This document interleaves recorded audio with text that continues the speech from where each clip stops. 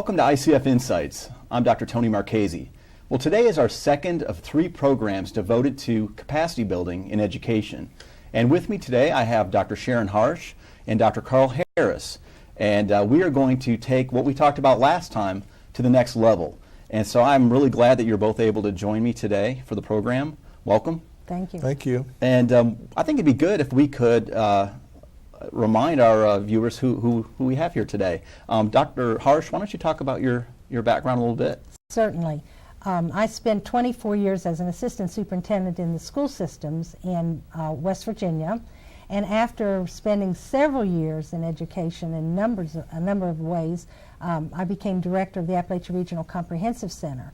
And it's a position that does technical assistance with state departments of education, and I'm currently the director of the Appalachia Regional Comprehensive Center at ICF, doing the similar kinds of work with state departments.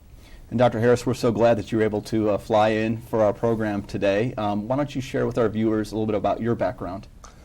Thank you. I have to start out by saying I've had a wonderful experience in education and continue to have wonderful experiences today. I'm passionate about education and what education role is in all of our lives, and it's the driving force in why I do what I do every day. Mm-hmm. But I started out at the level of the classroom teacher, working my way from the classroom teacher to a high school assistant principal, and then served as an elementary principal, and then a middle school principal. I left the principalship and went to the district office and served multiple roles at the district office, from the HR coordinator to an associate a superintendent for curriculum and instruction, and a deputy superintendent. And then I got to spend almost 10 years as a superintendent in 2 quite different districts, one being very rural and low wealth, and the other one being very urban. And from the superintendency, I was fortunate enough to serve at the U.S. Department of Education as the Deputy Assistant Secretary of Education. And then after that role, I started to work in the consulting arena, and now very happily serving with the Appalachian Regional Comprehensive Center as an expert consultant. Well, first of all, you look way too young to have done so many things. But you actually served under the Obama administration at the Department of Education, correct? That's correct. So very recently. Very recently. Within the last 2 years, I was there at the U.S. Department of Education, working with our current Secretary, Arnie Duncan, and his staff, and again, working with the Obama administration. What's going to be great today is that we're going to give our viewers a little bit of an overview of some of the things that we talked about last time about capacity building. And we're going to go a little bit further this time, but we're also going to really focus on context and application. And that's something that I think, Dr. Harris, that you'll be able to really help us with in really looking at how these principles apply, both at the micro level, but also in terms of the big picture, which I know you know quite a bit about. Right. Well, let's go ahead and talk about our last program a little bit. During our previous program, we presented the concept of capacity and building to our viewers and attempted to make a case for why it is important to our work in education.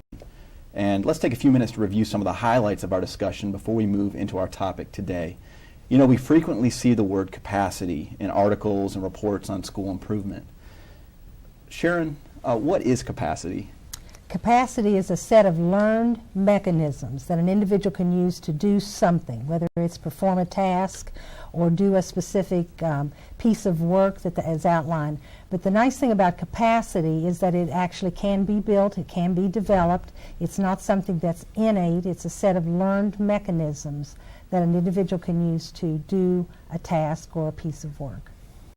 Now, sometimes the word capacity is used interchangeably with the word capability. Is capability the same as capacity? I'm very glad you asked that question, because you often read articles, and you are correct that capacity and capability sometimes is not only used in the same paragraph, but I've actually seen it used in the same sentence, and they're 2 very different things. capability is actually the larger of the two words, and capability is an amalgamation or a blend of two words, one being capacity and the other word is ability. So what capability means is that you have the innate ability to do something that is of interest or is the target of whatever it needs to be accomplished. And capacity is this set of learned mechanisms that I just spoke about. And when you pair your ability to do something with what you've learned in that set of mechanisms, the two together then form your ability or your capability to do something. And your capability is honed when you actually have the experience applying those mechanisms to a set of skills or tasks, and you grow in your expertise in that area. So capability is the larger of the two terms, but they're very different terms. And I don't think that many people realize that. I think they do look at them as synonyms. Mm-hmm. And in fact, what you're saying is that they are quite different. That is correct. But they are related. You talked about capacities. Are there different kinds of capacities? There are different kinds of capacities, and generally there are two different major categories. The first category is what's called general capacities, and this is what you often read in the literature when they talk about looking at the number of staff members that a system might have or an organization might have to be able to do the work.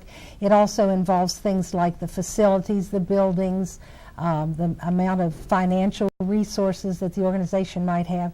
But these are called general capacities, the way that they structure their policies and the kinds of handbooks or regulations that the organization might have to guide the work. But the second type of capacity is the kind of capacity that we work with in helping SEAs develop the skills that they need and to be able to do the kind of work now, the complex work that needs to be done. And these are called very specific capacities or initiative-specific capacities. And they're related to the type of work that needs to be done. So there's a whole array of those that you see in the literature, but they're very specific capacities. Now, one of the things that I've heard you talk about is metacapacity. What is that? Metacapacity is one of the specific capacities that you'll read about in the literature and that we use in our model. I probably first should tell you about our model so you'll know where metacapacity fits in. We have a multi-dimensional model that we use for capacity building that has 5 types of capacity. And this is on the screen. This is on the screen, and the viewer can see this. The first is foundation capacities, and these are capacities that you'll find in every kind of task, whether it's a very small task or a very large task that the organization may want to complete. Then there are enhanced capacities that allow you to take that work beyond the current task that you've defined. There are also higher order capacities that allow you to take the current capacity that you're working with and be more sophisticated in your analysis and your application of those capacities. Then there are proficiency capacities, which are capacities that are designed to help individuals and whole systems of people bring their skill sets to a higher level. And then the fifth and final is what's called learning capacities, and these are capacities that are just the same capacities that you use when you work with children in a classroom. Adults also go through the same kinds of cognitive and emotional and mental processes to learn a new skill. So it's 5 parts. And metacapacity sits within that higher order capacity area, and it's really what I call the grandfather of all of the capacities because it's much larger, much more complex, and much more guiding in its work. And in particular, metacapacity is the ability to have all the capacities that I just talked about and to be able to hone them, fine-tune those capacities to a level of expertise, and then more importantly, be able to use your capacity to build capacity in others. Would you say that most TA providers have all of those that you're talking about today? All good TA providers do. They're really very skilled people that have been working in technical systems for a very long time or have the kinds of background in education that would give them lots of experience, would have a huge range of these capacities. And in our work, we look for people who have a large range of these skills so that we have staff that are already at that level that they can do metacapacity work. Well, I think you're to be commended for not only being able to provide services using these, but also to be able to develop other leaders that can work in schools or that are working in schools or districts or SEAs to be able to do these things. So that's